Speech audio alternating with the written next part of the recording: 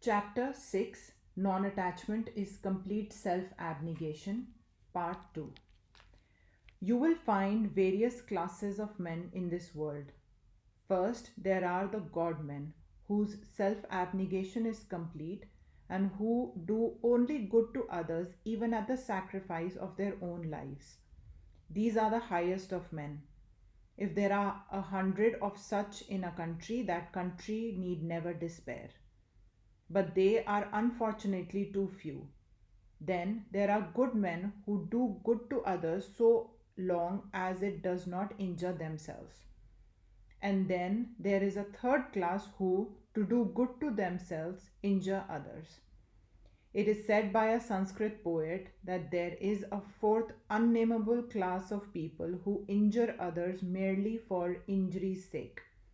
Just as there are at one pole of existence the highest good men who do good for the sake of doing good, so at the other pole there are others who injure others just for the sake of the injury.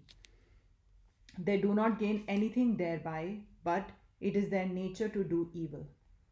Here are two Sanskrit words. The one is praviti, which means revolving towards, and the other is nivriti, which means revolving away.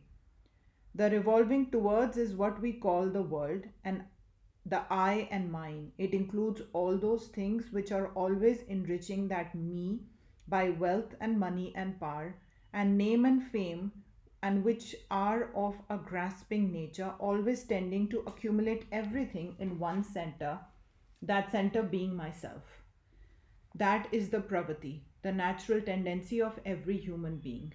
Taking everything from everywhere and heaping it around one center, that center being man's own sweet self. When this tendency begins to break, when it is nivriti and going away from, then begin morality and religion. Both praviti and nivriti are of the nature of work. The former is evil work and the latter is good work. This nivriti is the fundamental basis of all morality and all religion, and the very perfection of it is entire self abnegation, readiness to sacrifice mind and body and everything for another being. When a man has reached that stage, he has attained to the perfection of karma yoga. This is the highest result of good works.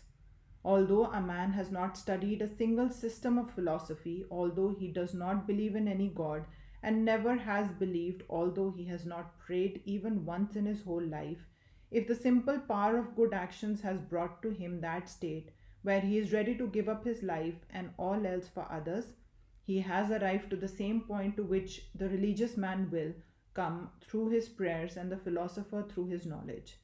And so you may find that the philosopher, the worker, and the devotee all meet at one point, and that one point being self abnegation.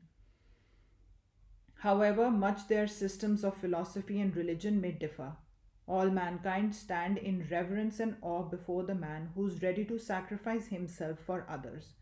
Here it is not at all any question of creed or doctrine. Even men who are very much opposed to all religious ideas, when they see one of these acts of complete self sacrifice, feel that they must revere it. Have you not seen even the most bigoted Christian, when he reads Edwin Arnold's Light of Asia, stand in reverence of Buddha who preached no God, preached nothing but self sacrifice? The only thing is that the bigot does not know that his own end and aim in life is exactly the same as that of those from whom he differs. The worshipper, by keeping constantly before him the idea of God and a surrounding of good, comes to the same point at last and says, "Thy will be done," and keeps nothing to himself. That is self abnegation. The philosopher, with his knowledge, sees that the seeming self is a delusion and easily gives it up. It is self abnegation. So, karma, bhakti, and janana all meet here. And this is what is meant by all the great preachers of ancient times when they taught that God is not the world. There is one thing which is the world and another which is God, and this distinction is very true. What they mean by world is selfishness.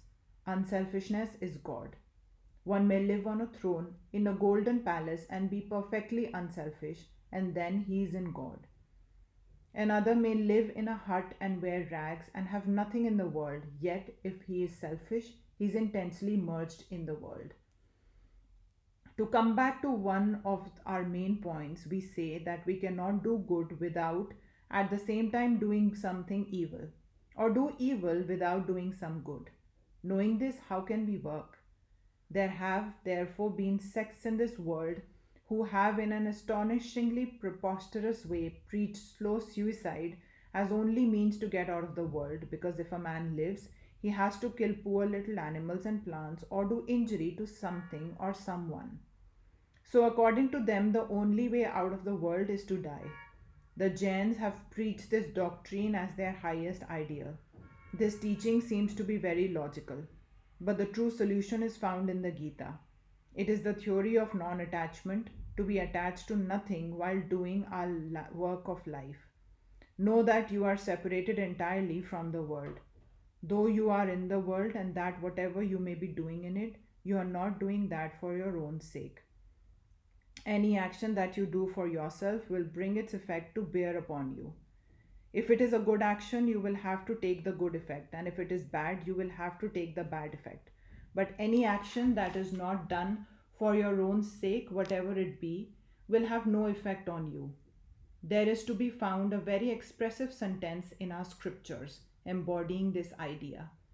Even if he kills the whole universe, or be himself killed, he is neither the killer nor the killed when he knows that he is not acting for himself at all. Therefore, Karma Yoga teaches that do not give up the world, live in the world, imbibe its influences as much as you can, but if it be for your own enjoyment's sake, work not at all. Enjoyment should not be the goal. First, kill yourself and then take the whole world as yourself. As the old Christians used to say, the old man must die. This old man is the selfish idea that the whole world is made for our enjoyment. Foolish parents teach their children to pray, O Lord, thou hast created this sun for me and this moon for me. As if the Lord has had nothing else to do than to create everything for these babies. Do not teach your children such nonsense. Then again, there are people who are foolish in another way. They teach us that all these animals were created for us to kill and eat, and that this universe is for the enjoyment of men. That is all foolishness. A tiger may say, man was created for me, and pray, O Lord, how wicked are these men who do not come and place themselves before me to be eaten. They are breaking your law. If the world is created for us, we are also created for the world. That is, world is created for our enjoyment is the most wicked idea that holds us down. This world is not for our sake. Millions pass out of it every year. The world does not feel it. Millions of others are supplied in their place. Just as much as the world is for us, so also are for the world.